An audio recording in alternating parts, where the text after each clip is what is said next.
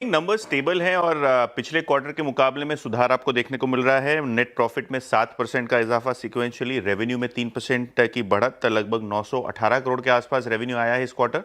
और अगर हम मार्जिन्स की बात करें तो यहाँ इंप्रूवमेंट अच्छा खासा है, लगभग 18.5% मार्जिन आया है, जो 18.25% के आसपास थे लास्ट क्वार्टर। तो रेवेन्यू में अच्छा इंप्रूवमेंट और मार्जिन्स भी आपको स्टेबल दिखाई पड़ रहे हैं टाटा एल्क्सी के लिए। और टाटा एल्क्सी महिंद्रा एंड महिंद्रा की बात करें तो इन्होंने प्रोडक्शन अपडेट अपना दिया है। ऑब्वियसली जो मंथली नंबर्स है वो तो आ ही गए हैं, जहां हमने 14% की ग्रोथ देखी है, लेकिन जो एक्सपोर्ट मार्केट्स हैं यहाँ 44% का ग्रोथ, और प्रोडक्शन नंबर जो नहीं था वहां आपको 1 लाख गाड़ियों के आसपास महिंद्रा एंड महिंद्रा ने प्रोडक्शन किया है, वो अपडेट आया है। लगभग 24.5% की वृद्धि आपको यहाँ देखने को मिल रही है, तो ये स्टॉक अपने रेडार पर रहेगा। इसके अलावा टाटा मोटर्स ने यस्टरडे एक्सचेंज फाइलिंग में अपने डीमर्जर की रिकॉर्ड डेट रख दी है, और अगर हम बात करें तो 1 अक्टूबर 2025 से ये डीमर्जर एप्लीकेबल है। मुंबई एनसीएलटी का अप्रूवल आ गया है, और अगर हम बात करें 14 अक्टूबर को आपको ये रिकॉर्ड डेट दिखाई पड़ेगी। और जो एक्स डेट है ऑब्वियसली रिकॉर्ड डेट के पहले होती है, जिसके एवज में आपको टाटा मोटर्स का कमर्शियल व्हीकल का शेयर मिलेगा। तो अगर आपके पास टाटा मोटर्स हैं तो वो पैसेंजर व्हीकल का कारोबार करेगी, और उसके सामने 1:1 के रेशियो में आपको कमर्शियल व्हीकल का शेयर आपको मिलता हुआ नजर पड़ेगा।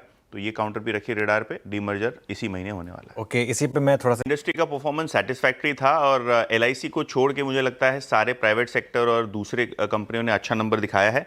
सितंबर लाइफ इंश्योरेंस डेटा देखें तो एचडीएफसी लाइफ आपकी स्क्रीन के ऊपर जो कुल एपीई है, जो एनुअलाइज प्रीमियम है वो 6% बढ़ा है, और रिटेल एपी 6% बढ़ा है। अच्छा, मैक्स लाइफ का पिछले साल का बेस बढ़ा है, उसके बावजूद 13% की ग्रोथ देखने को मिल रही है, तो शायद ये पॉजिटिवली रिएक्ट करे अपने डेटा को।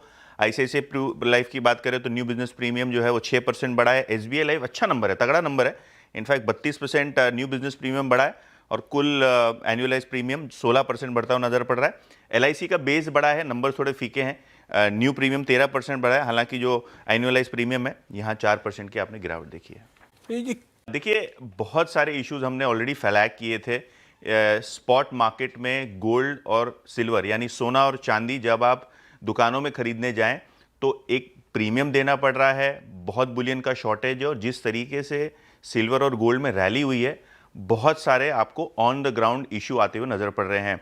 तो एक सावधानी के तौर पे कोटक म्यूचुअल फंड ने अब अपने सिल्वर ईटीएफ में पैसे लेना बंद कर दिया है, और 10 से 12% जो प्रीमियम चल रहा है स्पॉट मार्केट्स में, उससे शायद रिटेल निवेशकों की कॉस्ट जो है वो बहुत ज़्यादा बढ़ जाएगी। तो कहीं ना कहीं निवेशकों का हित ध्यान में रखते हुए कोटक म्यूचुअल फंड ने कदम उठाए। लेकिन अगर आपके पास मौजूदा कोटक के या किसी भी सिल्वर ईटीएफ हैं म्यूचुअल फंड्स के जरिए, तो वो आप रिडीम कर सकते हैं, होल्ड कर सकते हैं, वहाँ कोई दिक्कत नहीं है।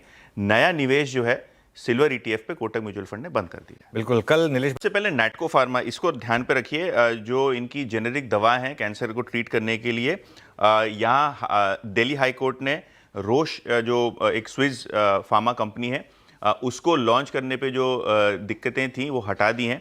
इनफैक्ट नैटको फार्मा अभी ये ड्रग जो है 15,900 रुपये में आपको लॉन्च करता हुआ दिखाई पड़ेगा, और ये स्पाइनल और मस्कुलर कमर के लिए जो है दवाएं यूज़ होती हैं।